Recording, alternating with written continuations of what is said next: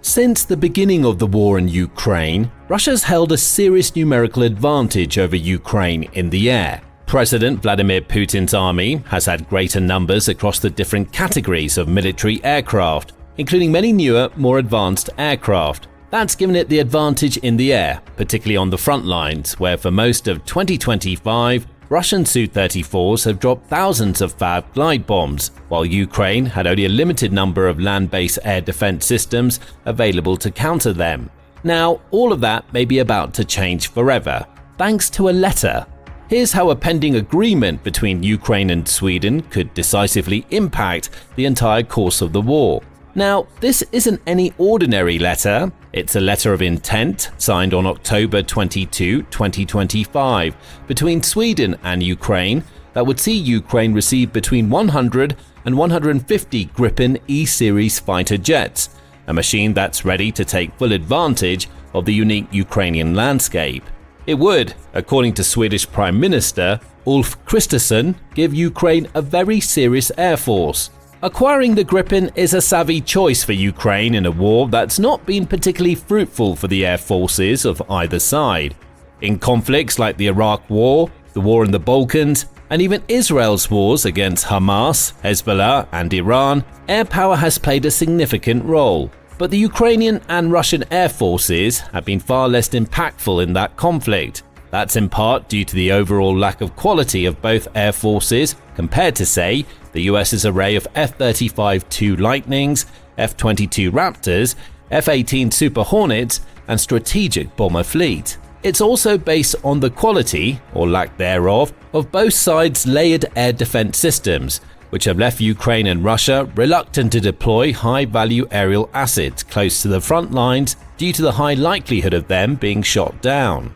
Now, before the war began, Russia had an air force comprised of around 900 fourth-generation and higher aircraft, including around 14 fifth-generation Su-57s, 365 Su-35s, Su-27 and Su-30s combined, and 134 Su-34s. But by the end of 2024, Russia had lost at least 130 fixed-wing aircraft and 146 helicopters, almost a third of its fleet.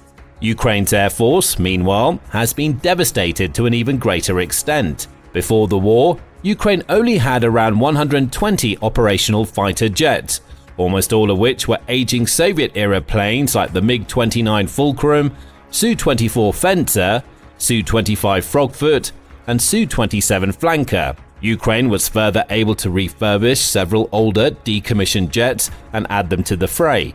However, by the end of 2024, at least 100 Ukrainian aircraft have been confirmed as lost, including 89 fighter aircraft. That means there are perhaps only a dozen or two of Ukraine's original fighters still operational. In theory, Russia's fighter jet industry, which is estimated to produce between 22 and 49 jets annually, should be mostly able to make up for its losses, at least for its lost Su-30, 35 and 34 fighters. For all its enterprise and ingenuity, Ukraine simply doesn't have that kind of aeronautical capacity available. The 2024 announcements that Ukraine would receive US-manufactured F-16s and French Mirage 2000F fighter jets sparked optimism that Ukraine's air force could finally gain meaningful improvements to compete in the air.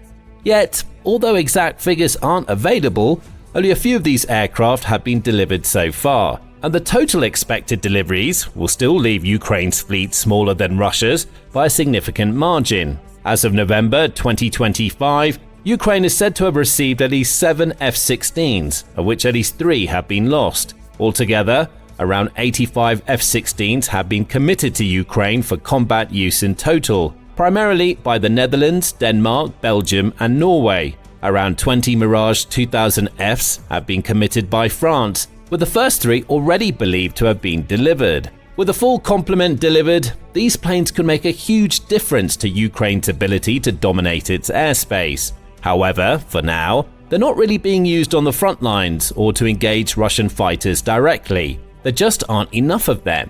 Rather, they're primarily being used in the role of air defense in the rear, helping to bring down the Russian missiles and German drones that terrorize Ukraine's cities and civilian infrastructure nightly.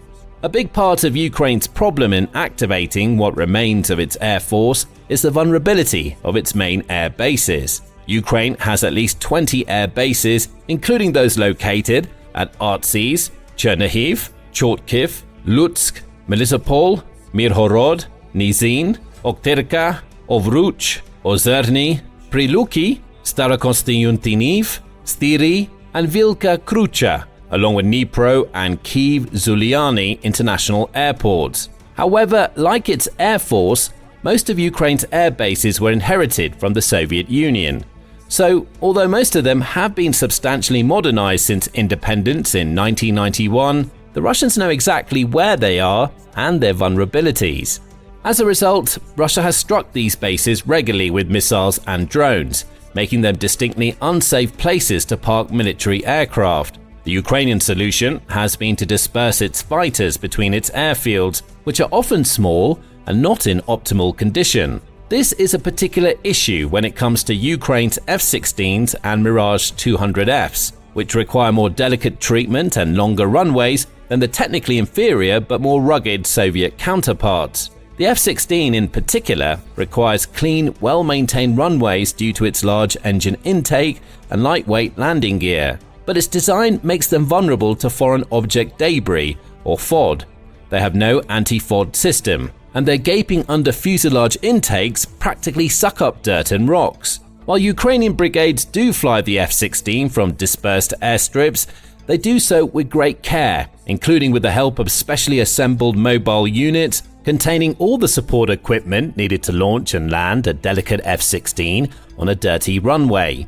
The fear is that the act of upgrading Ukraine's airfields to be able to effectively use them for its F-16s would be visible to Russian satellites, making them high-priority targets. As Justin Bronk, an air warfare analyst for Britain's Royal United Service Institute, or RUSI, think tank put it, "You'd have to do a lot of work to get those Ukrainian old Soviet pattern runways to a clean enough state to use an F-16 without high risk of foreign object debris going in and damaging the engines. So you'd be looking at resurfacing work on runways and potentially extension work, all of which is highly visible to Russia's satellites as well as to the sources Moscow has on the ground."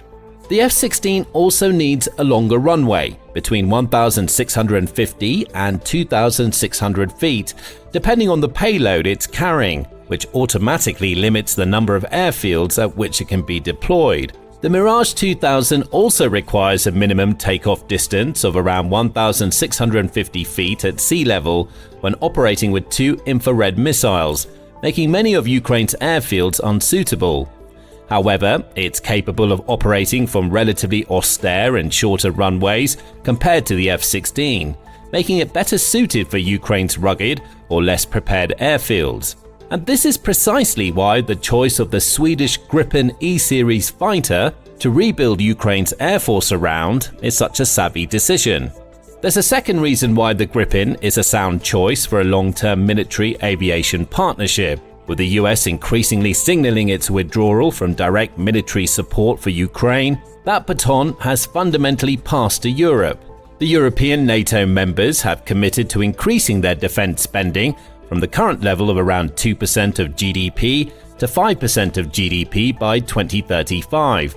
In line with that commitment, the European nations have signaled that they intend to use this opportunity to expand their own defense industries, rather than relying as heavily on US-supplied weaponry as they have over the past few decades. So it makes sense for Ukraine to pursue long-term relationships with the defense industries of the nations that will be directly supporting it. However, the primary reason why the Gripen is such a good fit is that the plane was specifically designed for use on shorter, more rugged airfields, and to combat the Soviet and Russian way of aerial warfare.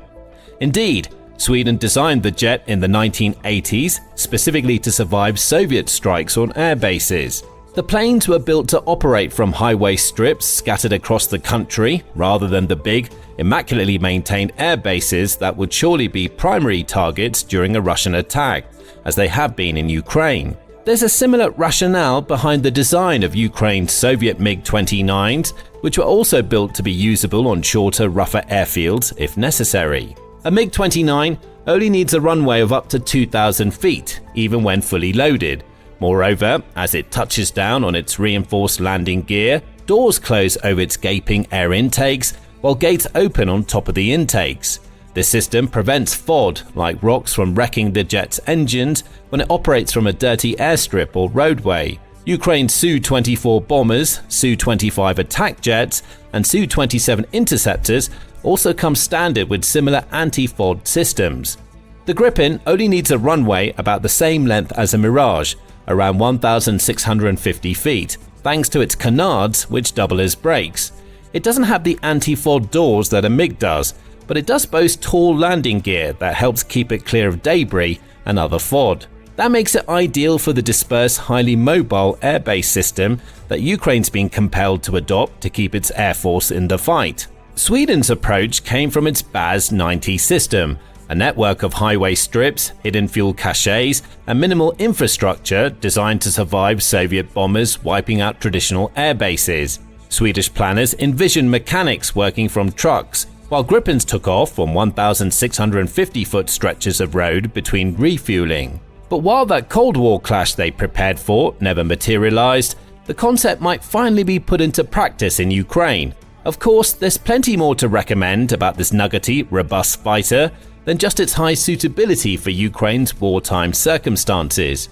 The Jazz-39 Gripen E, to use its full name, is classified as a 4++ generation fighter with improved stealth and additional protection. It's a single-seat, multi-role fighter aircraft designed for air-to-air, air-to-ground, and reconnaissance missions, offering flexible operations, rapid turnaround times, and low operational cost. All of this functionality is a great fit with Ukraine's requirements. It's powered by a single General Electric F414 GE39E turbofan engine, which provides a thrust of approximately 98 kilonewtons, enabling a high thrust-to-weight ratio and supercruise capability, i.e. flying at speeds above Mach 1 or around 775 miles per hour, without afterburners.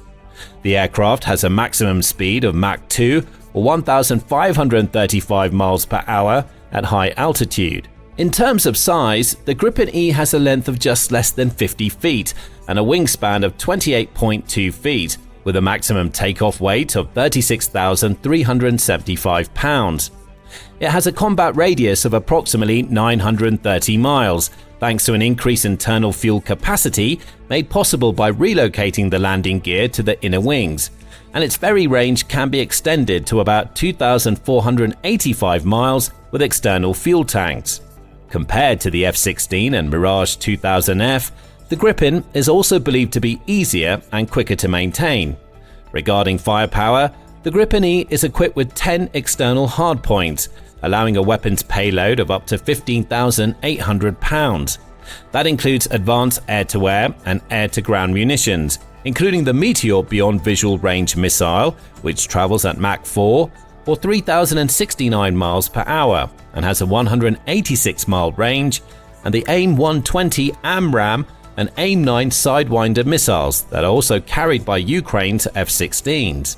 The Gripen can also carry the Iris-T short-range infrared homing missile, which has a speed of Mach 3 or 2,300 miles per hour and a range of up to 25 miles, and the 27mm Mauser BK-27 revolver cannon. Plus, it supports an array of other weapons such as the AGM-65 Maverick, RBS-15 anti-ship missile, and guided bombs such as the GBU-12 and GBU-39. This diversity makes the Gripen ideal for Ukraine's purposes, allowing it to carry out missions as varied as air defense, ground attacks, and long-range strike missions. Its ability to drop guided bombs could also enable it to level the playing field when it comes to Russia's aforementioned prodigious use of Fab glide bombs on the front lines. The Gripen's avionics include the Leonardo Raven ES-05 ISA radar, which provides a wide field of coverage and multi-target tracking, and the Skyward G infrared search and track system for passive detection of stealth or non-emitting targets.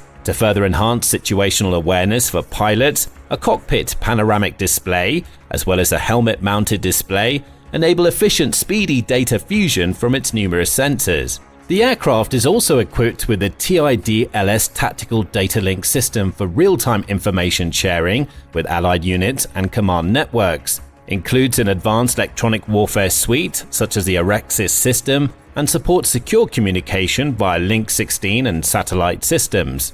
Another very appealing feature of the Gripen E from the Ukrainian perspective is its low operational cost, estimated at $5,800 to $8,500 per flight hour. That makes it one of the most cost-effective modern fighters around.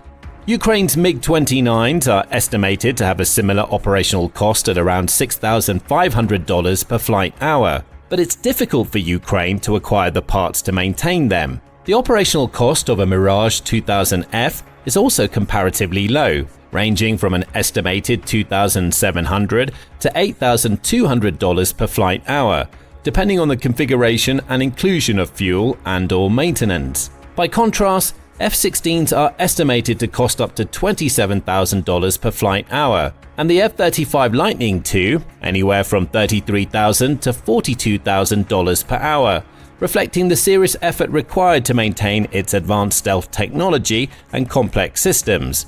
So, while the Gripen is cost-effective to operate, the Gripen E is still significantly more expensive than the other planes in Ukraine's fleet. Ukraine's Mirage 2000Fs are estimated to cost around $23 to $35 million each, while its MiG-29s are estimated to cost $40 to $50 million each. Ukraine's modernized F-16s are estimated to cost $64 to $70 million each. But at an estimated $85 to $138 million each, the Gripen E is significantly more expensive.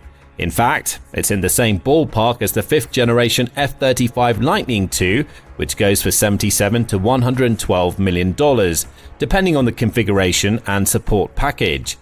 Indeed, one of the big open questions about the Ukrainian Gripen deal is how Ukraine is going to finance the planes, especially given the size of the projected deal. The letter of intent was signed by Ukrainian President Volodymyr Zelensky and his Swedish counterpart, Prime Minister Ulf Kristersson, in Linköping, Sweden, where the Gripens are manufactured by giant Swedish conglomerate Saab. Kristersson stated that the signed letter opens the way for the potential supply of 100 to 150 Gripen E-series fighter jets to Ukraine. Now, even if Ukraine gets the low-end price per Gripen of $85 million each, that's still a cool $8.5 billion for 100 jets and $12.7 billion for 150. Right now, it's difficult to see where Ukraine is going to get that kind of money from. Ukraine's state budget deficit in 2025 is forecast to reach around 21.1% of GDP, down slightly from 2024's 17.6%, with the draft 2026 budget projecting a further reduction to 18.4% of GDP. By contrast, despite the impact of unprecedented sanctions from across the Western world, Russia's budget deficit in 2025 is only projected to be 2.5% of GDP, moderating slightly to around 1.6% of GDP in 2026. Making the Ukrainian financial situation even more acute is its fiscal financing gap, the gap between state revenues and spending, which for 2025 through 2028 is estimated at $53.3 billion. The total is driven by elevated defense spending, projected at $83 billion in 2025, added to sustain high expenditures on social protection and reconstruction. This gap exceeds currently committed financing of $89.4 billion, leaving a significant shortfall, which will have to be covered at this stage by even more foreign financial aid and/or borrowing, or the state will collapse, possibly as soon as Q1 2026. And that amount is becoming an increasing problem for Ukraine to raise. Already, Ukraine is dependent on foreign aid to finance its budget and external accounts. Without foreign aid or loans, Ukraine cannot pay its pensions, government salaries, or for much of its defense spending, let alone drop $12.7 billion on a new air force.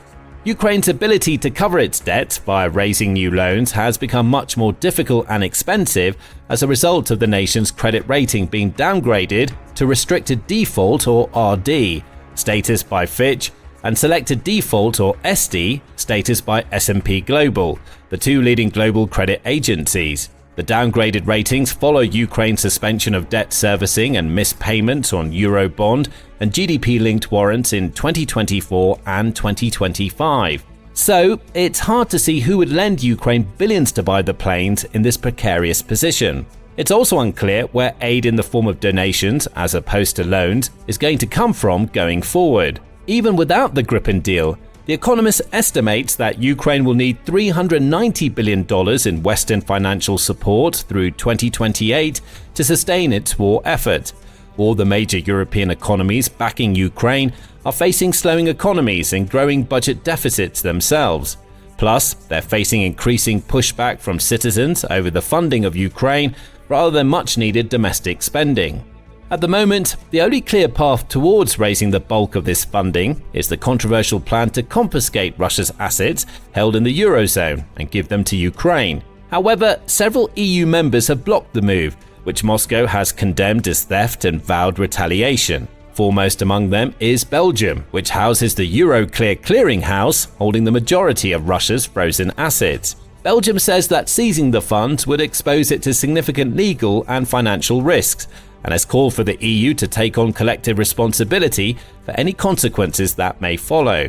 So far, the EU as a whole has balked, although it is likely that some kind of arrangement will be made between the members in due course. However, it remains to be seen whether the funding dilemma can be resolved in time for Ukraine to survive intact, let alone finance a fleet of brand new Gripens. Fortunately, at least when it comes to the Gripens, Ukraine has some time on its hands. At the signing of the deal, Christensen emphasized that the document does not mean immediate deliveries, but creates a framework for a large-scale future agreement.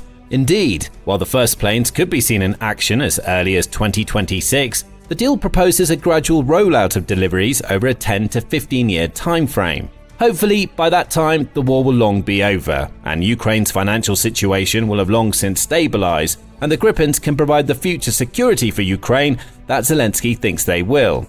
We'll keep you updated as the story develops, so make sure you subscribe to the channel so you don't miss out.